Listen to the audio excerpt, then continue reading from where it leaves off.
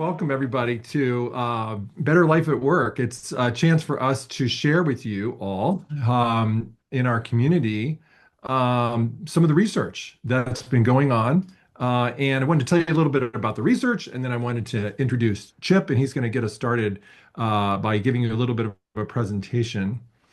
But first about the research. The research that we're looking at today and presenting is really a partnership between Voca Center, our group, and Barna Group, which has authored this survey as a research instrument to study the trends that are going on in the contemporary workplace. So the research that you're going to be seeing the results of tonight is the result of a survey that went out in December of 2024. It was over 2,000 US adult workers. These are full-time and part-time workers. And the way that the research was done, they set quotas for age, gender, race, education, region, income. They wanted to kind of get a diverse population in the United States. And so together, Voca and Barna worked together to shape this survey instrument and deliver it. And then we're going to be pulling out those findings tonight. Many of you know Barna as one of the great research groups. They have a 40-year history of conducting over 2 million interviews. And this is just one of those collections of interviews that they've done. And they've worked with thousands of businesses, nonprofits. They're well known in the faith space, based in Dallas. And then, of course, our mission here at Voca is to empower Christians to find better work and to better connect with God's wisdom and power in the workplace. And so we offer teaching and coaching and leadership development so that Christians can engage in the workplace with greater clarity and confidence. So with that, I want to introduce Chip Roper. Dr. Chip is the president and founder of the Voca Center, and we're a nonprofit organization with over 3 decades of experience in leadership, business, and pastoral ministry. Dr. Chip brings a rare blend of executive insight and personal development expertise to the challenges that we face in our daily professional life. His strategic vision for Voca is grounded in the belief that work is not just a means to an end, but really a vital context for personal growth and social impact. Since founding our organization in 2016, Dr. Roper has spearheaded Voca's development of innovative coaching programs, organizational consulting services, and things that integrate that cutting-edge research with biblical wisdom. And his work has helped countless lives, people realigning their careers with their core values, enhancing their leadership effectiveness, and finding new meaning in their vocational lives. Chip holds a doctorate in leadership. He's been a frequent speaker and writer and advisor on the intersection of faith and work and leadership. And one thing I've noticed that separates Chip from other leaders in the space is instead of guessing or hoping that a solution works, he actually seeks to prove it. So that means he doesn't just show his work, he actually shows what works, what doesn't work, and why. And that takes research. And that brings us to our topic for tonight. So he's going to be presenting the latest research on the state of life at work. As he does, I would encourage you to use the chat feature of Zoom to type in any questions. I'll be fielding questions at the end. We'll be glad to hear your questions and take those as they come. So please populate that when you have a chance, and I'll field those when it's time. So Dr. Chip, take it away. Thank you, Ken. Good evening, everybody, or good afternoon if you're on the West Coast. Great to be here, and just let me get my Zoom set up real quick. There we go. Can you see my slides? Yeah, good. All right. My Zoom is haunted. There we go. My screen. Got it. All right, that's better. They added 10 new options since the last time we did this. Hey, it's great to be here tonight. And as I highlight some of the findings in our research, I want to frame it around this question of, do you want a better job or do you want better work? And I think often we think the answer is the same. Well, of course we do. And in order to have better work, I need to find a better job. And I need to find a job that pays me more or lets me work from home more or has a better culture. or is more of a fit? In fact, this is a question our team is fielding every week. People are saying, I think there's more for me. I need to potentially change jobs or even change careers. And can I do it? Is it possible? And um, we we have tons of resources and a really great track record in helping people do that. But this workshop tonight is not about finding a better job because you can't do that right now unless you have a written offer from an employer who is offering you a better job right now. What you can do right now is you can enter into your daily work with a different mindset, which we think will make it better. You can enter into your daily work with some habits that will make it better tomorrow morning on Tuesday. This is being recorded on Monday. We're doing it live on a Monday. Tuesday can be better. Your work can be better. And it kind of falls around three main headings. The first is if you concentrate on people, you're going to experience a lot more joy in your work. If you sharpen your focus, we'll talk about that a little bit, you'll experience more efficacy in your work, more of a sense of agency. And if you meet God at your work, you're going to experience his wisdom and power in fresh ways that you really can't otherwise in your journey with him. So that's where we're going to go this evening. I'm going to talk for 12 minutes, 12, 15 minutes or so. And then Sarah is going to come and join me and ask some questions, and then we'll open up to your questions. So that's the plan. So let's talk about concentrating on people. This is one area of where we begin our report and our evening. So we ask people, where do you experience joy at work? And it may surprise you to know that most people actually do experience joy at work. Over 70% experience joy half or more of the time at work. And uh, almost 30% experience joy 80 to 100% of the time. So there's actually a lot of happy people at work. I don't know if you knew that or not. Maybe you're not one of them, but you could be. And you'll find out how this evening. But there's actually a lot of satisfaction at work, a lot of joy at work. It's not all the time, but it's there. That was actually kind of interesting to us right out of the gate. So then we wanted to know, what is it that gives people that joy, that sense of gladness and happiness in their jobs? And it in most cases it ends up linking or mapping back to having an impact on other people. And as you see on the screen, connecting with and helping other people accounts for 57% or more of the joy that people are experiencing in their work. It's about people, and and sometimes we think that everybody just works for money, and we're actually finding that people who work to help others have a lot more joy than people who just work to earn a paycheck or earn a living. So this correlates with something Jesus said.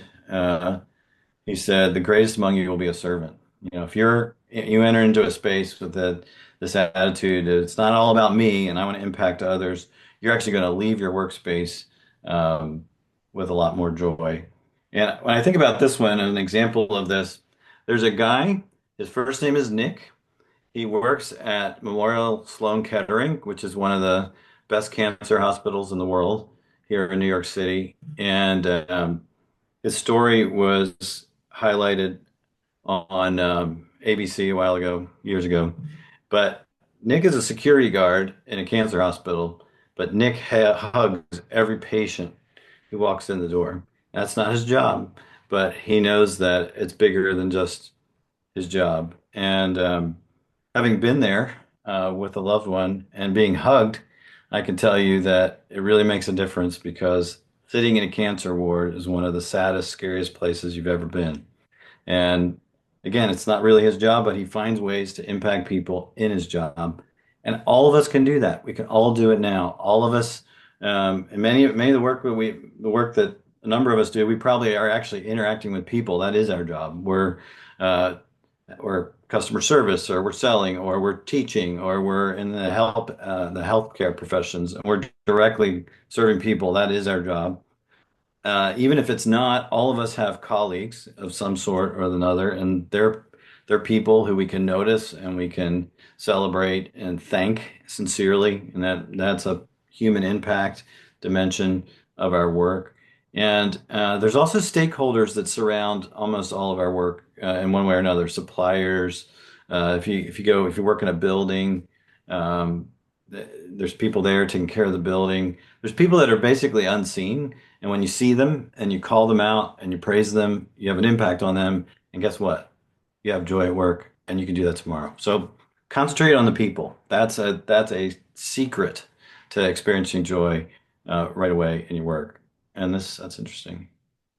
My mouse is a reverse mouse, and it's not a secret to joy in this workshop right now. All right, number two, sharpen your work, sharpen your focus. We ask people where they find joy. We also ask them what are your biggest challenges at work, and every year it's the same actually in one form or another. It's that work. Like work is hard, work is challenging. This year we found that workers just said it's the work itself that's my biggest challenge. That was the highest. People challenges was a second, came in second, and workload and time management was third. And so these are areas where we face work is challenging and demanding.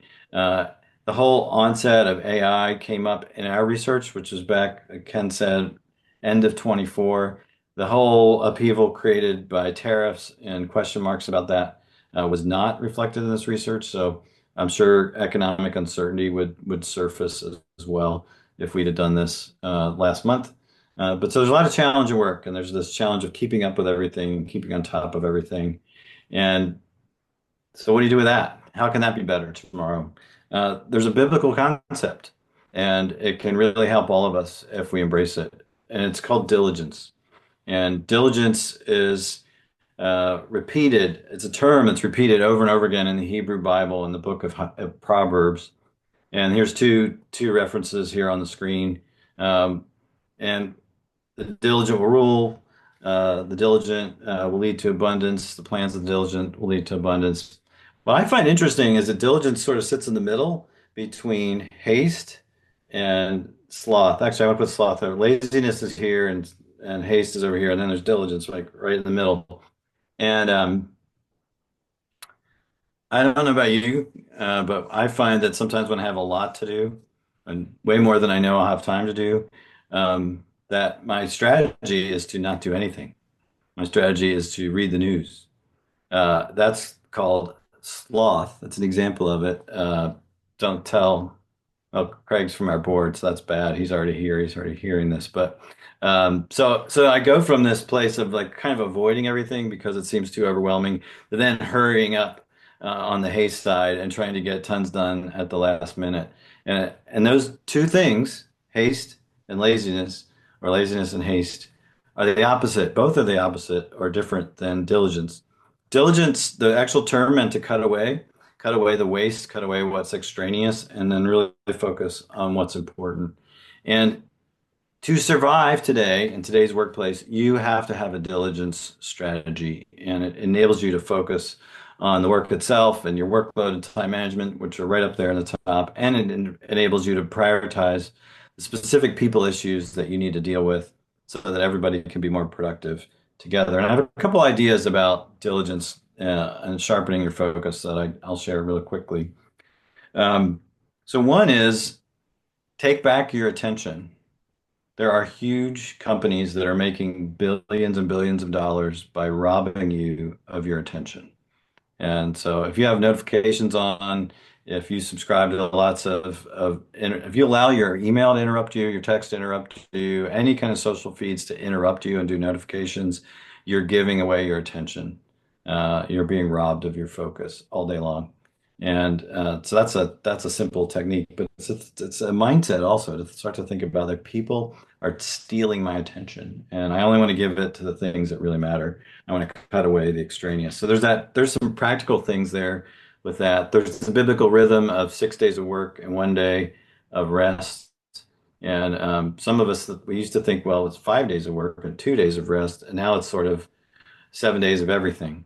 And so separating and having a day of rest where you don't do any work, where you don't check your email, will help you be more focused and productive the rest of the week. And then the third thing is you need some kind of practice to help sort through all the things you need to do and figure out what's important. And there's something called the Eisenhower matrix. It's a 2x2. It's tyranny of the urgent, comes from that. And Stephen Covey, that's a great tool. There's other systems you can use for prioritization. I've been experimenting with a new one. It's in a book called Essentialism, and you have two lists, and one list is win, and one list is will, with one L. So the win list is what's important now, and now is only today. That's it, because that's the only day you've got. You've got today. You can't do anything about the past, and you can't control the future. So there is no whip, which is what's important in the past. There's no whip list, but there is a will list, which is what's important later. And so I have these two lists, and I update it every day. And I'm still trying to do too much, but it's helpful for me to see it and helpful me to know, like, if I have 10 things I think I need to do today, what are the first three or four that I really have to get done, or I'm not going to see the progress I need. So you need a system. Um, and we find this a lot in our coaching, even with senior executives. A lot of them, as they climb, they don't upgrade their system of tracking what's important, how to get things done. They feel overwhelmed all the time. It's unnecessary. And there's one final thing that we like to talk about when we talk about sharpening your focus, and it's this a phrase that one of I guess she was a prospect, never ended up being a client, but she said, "Agitate for clarity." That was the phrase she used, and we thought, I think that's brilliant. Most of you work for somebody and or under somebody's leadership, and there's going to be times when you need to agitate for clarity about what's important. And so if you already have your list of all the things you need to do, then you can take that to your boss or supervisor or the person you're working with on this team or committee, and you can ask them to help you decide what's most important to get done now. And it's going to be an ongoing conversation. So that's sharpen your focus. That's the second area. And then the last area is meeting God at work. And I want to start this one with a story about my dad. My dad had a PhD in material science. He worked with steel, and he knew how to chemically determine the ingredients that would go into steel and the way steel was treated so that that steel would have specific properties that clients wanted. And he made armor and pipelines in Alaska and all kinds of crazy stuff. Um, but I remember one time as a boy, Dad came. We were all sitting at the dinner table, and Dad said, "Boys, I have one brother. That's it, two boys." He said, "Boys, you need to pray for your dad. He's really struggling with this problem with this specific batch of steel." I don't remember what the problem was. I don't remember. I just remember at the time. I actually probably at the time thought it was kind of corny that he said that because I see Shauna laughing at me, but I just thought it was a little corny. But now when I look back on it, I think, here's my dad. He's not like a missionary or anything. He's making steel, but he believes that God cares about his work, and he believes that our whole family should pray for him as he needs wisdom for his work. And what my dad was doing there is sadly very, very rare. And that's what we discovered this year in our research. We found that only 4% of workers use any kind of faith-based resource when they're facing a work-related challenge, and that's across the whole population. And then it only rises to 9% of practicing Christians. And one of the reasons we were so excited to work with Barna is they have a great series of questions to determine where somebody's faith really is and their faith status. And they don't ask them what they think about themselves. They ask them what do they actually believe, and then what do they actually do. And so practicing Christians are like, they believe all the right stuff and they do all the right things, but only 9% of them are using any kind of faith resource when it comes to their work. And I think about what we're missing as workers when we do that. And perhaps these words by Jesus kind of capture that. Like, Jesus says, "Come to me." Like, you need me. And all you are labor and are heavy laden, I'll give you rest. Uh, Take my yoke upon you, which is surrender to me and follow my lead and learn from me. And I'm gentle and lowly in heart, and I'll give you rest for your souls. And there's so much restlessness in the way we go about our work. And because we're doing it alone, we're doing it without God's wisdom and power, and we don't have to. I also think, I don't know if it's fair to say this, but it's almost as if the kingdom of God is missing out too, because we're shutting off a whole corner, a huge area. It's not even a corner, it's like a huge room of our lives to God and his power and wisdom. And I think on this one, we could talk about just praying about all the specific granular details of our work. We could do it by ourselves. We can do it with others.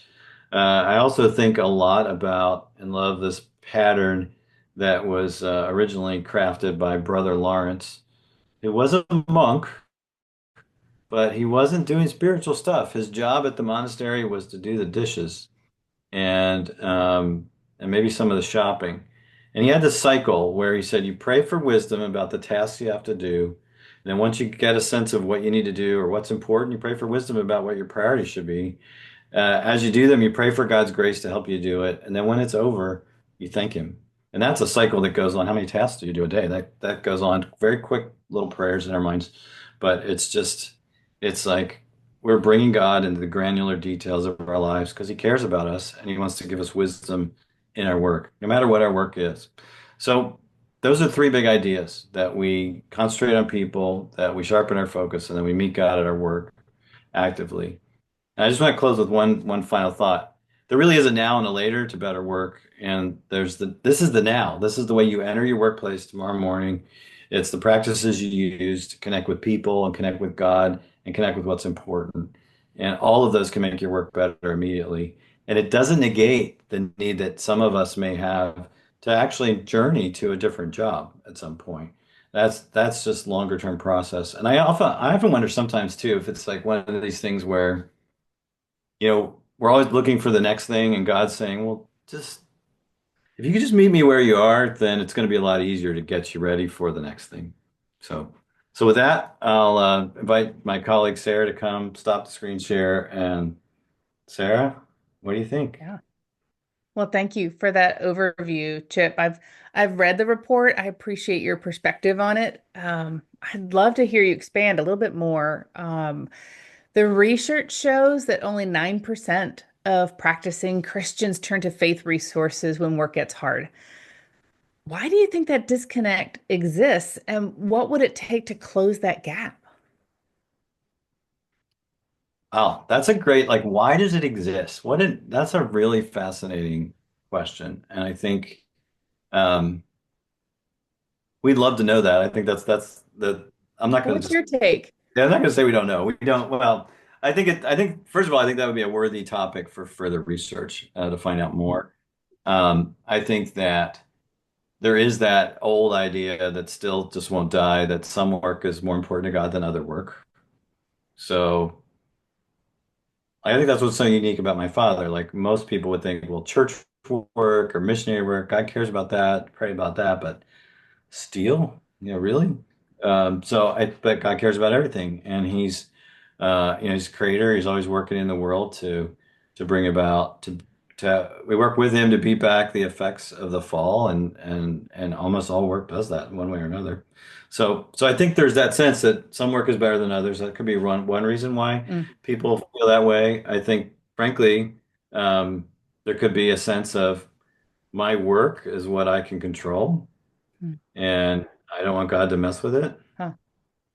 Like if I get everything just sort of set right, where I'm making a living that I like and the lifestyle and all these things, even and it doesn't have to be like mega wealthy level. It's just that this is my thing, and I don't really want God to mess with it. I think that that could be a piece of it too. Um, those are my top two answers, actually. I don't. I think it's a great question. Um, our take on what to do about it is to help people start to form habits where they reshape their imagination about the way their work. And we have a new tool. We'll talk about it at the end that we're going to be piloting and inviting some people to help us test. So I think there's that part. I think, um, and there's always a sense of if you get into the right kind of community, that can totally shift the way you think about it. I think the only thing that Christians feel like it's like normal to ask for prayer about is when you need a new job, and so What's that desperation prayer, or right? you have a toxic boss, pray for him to get struck by lightning. It's always a him, by the way, Sarah. I said that intentionally. Well, Uh, when nothing else works, right, then I have to pray when I yeah, can't figure exactly. out. But it's not like the little things or the medium things along the way. So I think there's a prayer. I think prayer is a big piece of this. I keep thinking of 1 Peter 5, where it says, "Cast your cares on him because he cares for you." And maybe Mm, it is we just don't really believe he cares about us. Like he only cares about us when we're doing the religious stuff, and we have a back to cause. We have a diminished view of how much God loves us and cares about us. mm, So yeah, yeah. a lot there. Oof. Yeah. I could talk about that for a long time. Well, Yeah. that rolls nicely into the Brother Lawrence ideas that you brought up, the work wheel of wisdom, grace, and gratitude that you outlined. I wonder if you can break that down for us a little bit more and talk about how that model can show up in our workday, in someone's workday, someone who's listening right now. Yeah, so I have a colleague. We're working together on a project, and he does a quick prayer before every interaction he has all day. And these are not like, again, like maybe our concepts of what a prayer is, like we think of it as a very long, flowery language type of thing, but it can just be, God help me to hear what I need to hear in this conversation. Like it's just a thought to God right before I enter into the interaction. It's a consciousness. It's an articulate consciousness. There's a message to it, a request, but it's not like I'm getting down on my knees and onto the floor and wait a minute, Sarah, I'm going to be late. Before we meet, I need to get up off the floor here. I just think there's a conversational thing about it that is really it's really simple. Yeah, that makes me But think just of, go ahead. well, I was just, you recall to mind the Quaker practice of breath prayers and Mm, how that is a prayer and it takes just a breath, yeah. to time it with your breathing. So yeah, you're right. It doesn't have to be a whole long recited prayer. So I think I guess that's what I was thinking. And that wisdom thing, like it's really simple. Some things are more complicated, and you may be praying for wisdom about a specific challenge at work for days or weeks or months or even years. I think, and I think some of the things that we've been working on our for-profit side, and I feel like we are getting drips and drabs of wisdom about the nature of breaking into a market, and but it's slow, but it's happening, and it's happening. It's slow and it's happening, and I think that can be that piece, and then but then there's the next one is grace, and grace is we think of grace sometimes, especially depending on your tradition. I think of grace as like well, that's what we're saved by grace, of course. But grace is God's undeserved, unearned favor or power or intervention on our behalf. And it's not just to get us into heaven when we die. Like we need grace all the time. Peter says, grow in grace, right? So grace is, I'm asking God basically for the strength to do what I already know I need to do. I don't need wisdom about the hard conversation because I already know I need to have the hard conversation. I need the grace to enter into it with curiosity and courage Mm.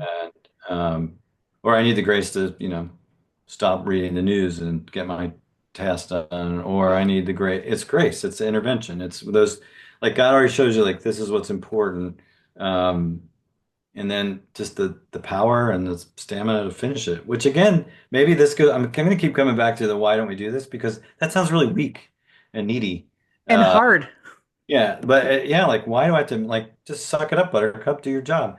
And I just think that you know, we're all broken, and there's lots of reasons why we can get off the rails with our work, and we need help. So, so I think that's the grace piece, and I think Brother Lawrence envisions this idea that like you're praying about wisdom for each of the things you have to do, and then you're praying for the strength to follow through, and then things are going to happen, um, and you're going to get them done, and some of them you're going to do. Some of them are going to go much better than you thought, and some of them aren't but you're going to get through them. And that's where the gratitude piece comes. Mm. Um, and I think, I have a practice of writing down, like every morning I write down at least three things I'm grateful for the day prior and three things I'm looking forward to the day ahead. And I've modified that and I still do that and they're general things. A lot of times they're people interactions, but I've started to include major tasks that I know I want to get done. And it's there. It's like right there in my sort of it's exciting actually for me to see that. Um, Well, it do sounds you- like those tasks become a prayer then. yeah, exactly. Not separated, Yeah. bifurcated. Mm. So it's an interesting. He's got a little book called "Practicing the Presence of God" that's fairly readable that listeners and viewers might find helpful. Yeah, I think that's a good work wheel to keep in mind. Wisdom, grace, and gratitude, and that cycle just happens over and over again throughout the day. It doesn't have to be just once a day, but I like how you talked about before every task, there's that approach of praying for wisdom, walking in the grace he provides, and expressing gratitude when it's over. And Yeah, every time we interact with somebody, that's really an inflection point if you think about it. Like, it doesn't matter. Like we think about this sometimes because we're going to grow a business or that piece of it. So you'd think about the sales conversation as an inflection point. Every interaction it's an inflection point. It's a chance to show up in a specific kind of way. It's a chance to have an impact on another person. And all of them deserves to be treated with the sort of, I don't know, sobriety. Like this could be really good and helpful and life-giving and positive or not. yeah, You know, so I need the wisdom to do that. I need the grace to show up well, and when it goes well, thank God for it. And when I didn't, I learned something from it to thank him for that. yeah, amen. Well, as I read through the report, I noticed near the end there's this phrase that joy is a personal touch away. And I wonder if you could touch on that a little bit, because I think it's encouraging to hear that, but it also seems a little bit countercultural in some work environments. So, uh, unpack that a little bit for us and maybe give us an idea of a small shift that someone can make tomorrow to create more joy at work. Yeah, so personal touch by that I just mean like noticing another human being and acknowledging them in a positive way. Uh, Hmm. and if you can be helpful, help them. That's the good neighbor, good Samaritan idea. So we serve the people around us with the resources we have. We don't serve them with things we don't have. We shouldn't feel guilty about not being able to help people when we don't have the resources to help them.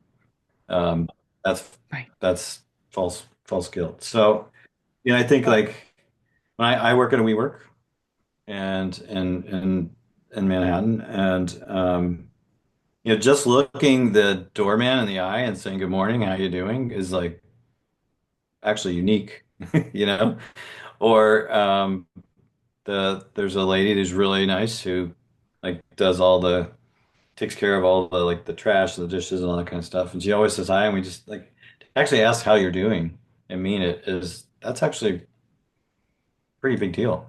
And to Mm. make 60 seconds space to just be willing to actually listen to a response. And I don't do that all the time, but when I do, I feel differently. It's just seeing, acknowledging the humanity in other people, especially in cases where I think there's no real like transaction or immediate benefit. Like it's just, Well, that sounds countercultural. it is countercultural. Yeah. Do you want, especially if you're a Gen Z or a millennial, like cultural is being anxious all the time and,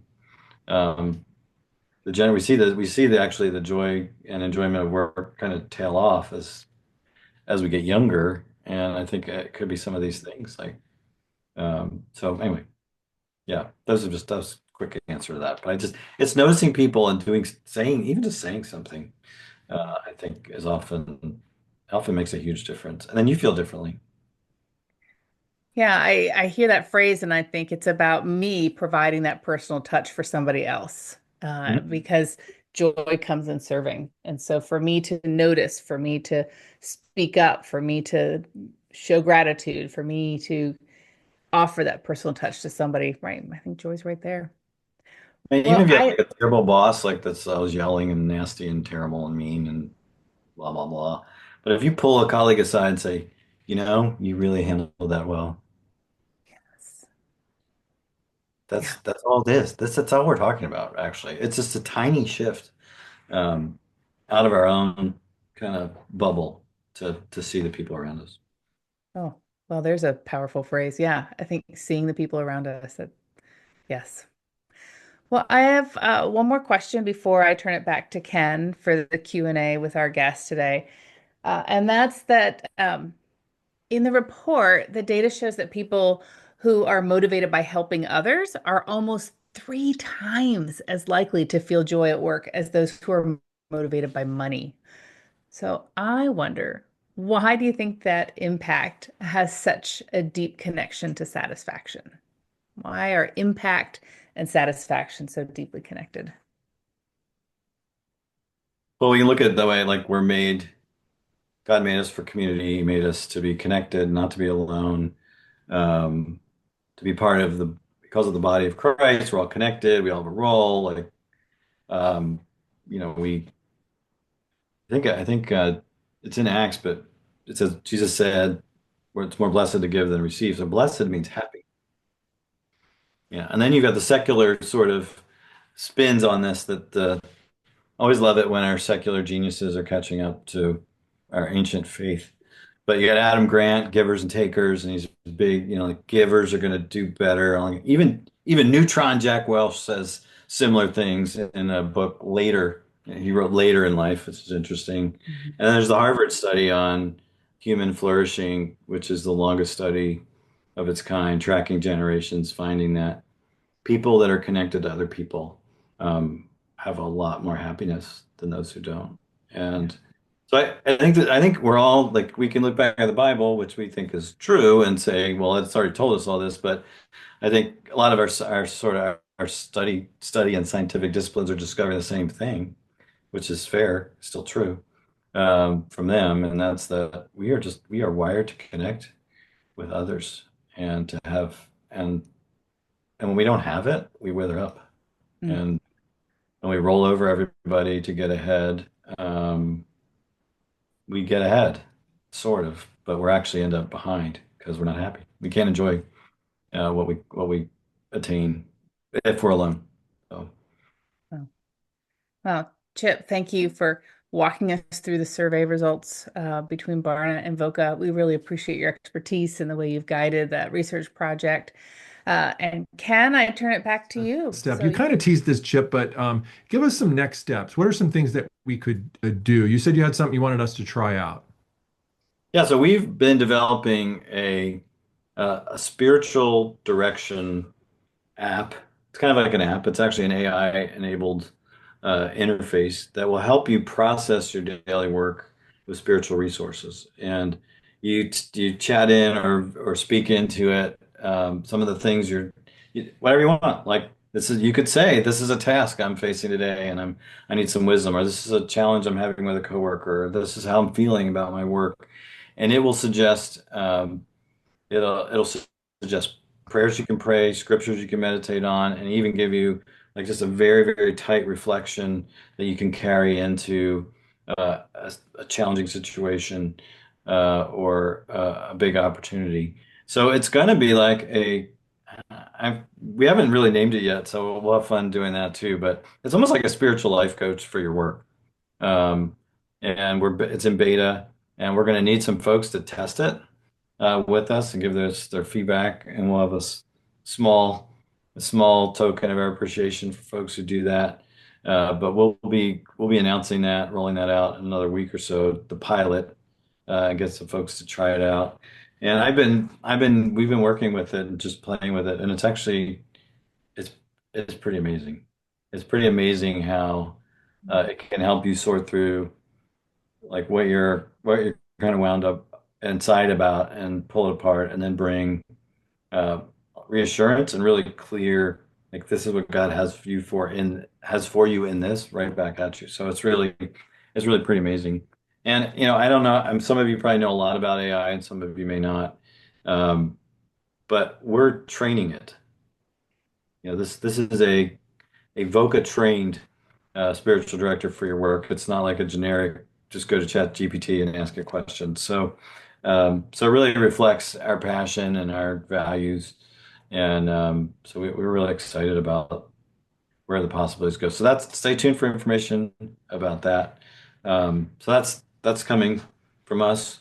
Um, I think some of the podcasts we've done recently on Resilient Faith at Work on the You're Already Missing Out series, YAMO, could talk about in more detail some of these things about joy and spiritual practice at work. And we've got a few of those coming out. So that's a free resource that everybody can access right now, Resilient Faith at Work podcast.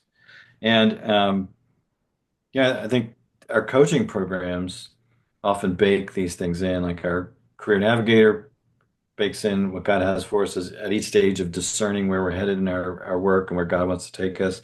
The Burnout program has tons of spiritual practices that help you process that point of kind of getting at the bottoming out and how God can pull you through that. So I think we bake these things in. So there's resources on our research page. Our coaching programs have this, and there's still some more to come, and it's going to be great. All right, awesome. Well, thanks, Chip, for that teaser. I can't wait to get everyone access to that, and they can start poking around and seeing what's helpful and give us some feedback on how we can make it better. Um, as we close, I just wanted to recognize that some of the other VOCA team members are here on the call. So just a shout out to them. Craig Sider's here. Craig's on the board here at VOCA Center and been serving faithfully for many years. I see Dan's on the call. Dan's one of our coaches here at VOCA Center, hailing from Texas. Um, Shauna is here and Becky Goldie is here. Both of them are part of our client success team that's been working to make sure everyone gets what they need and it helps support all of our efforts in a fantastic way. Liz is also on the call. She's also one of our coaches, along with Dan, and of course, Sarah and I and Chip also on the team. So if you have questions or need anything, we're happy to help. Reach out to us and let us know how we can serve you. And just happy that you could join us for this research. We put a lot of effort into shaping this research. It seems to get better every year. And I'm glad to see that it can be something we can release and share with other people, and love to know what you guys think of it as you process it. So I think that's it from our VOCA team here. I'm glad to have you guys with us. Thanks for joining us, and we'll see you again next time. Thanks, everybody.